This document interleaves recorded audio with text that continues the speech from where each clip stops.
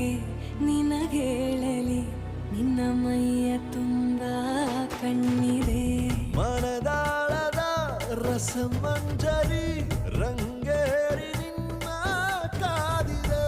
ಬಿಸು ಮಾತಿನ ಪಂದ್ಯಾವಳಿ ಆಕಾಶವಾಣಿಯಾಗಿದೆ.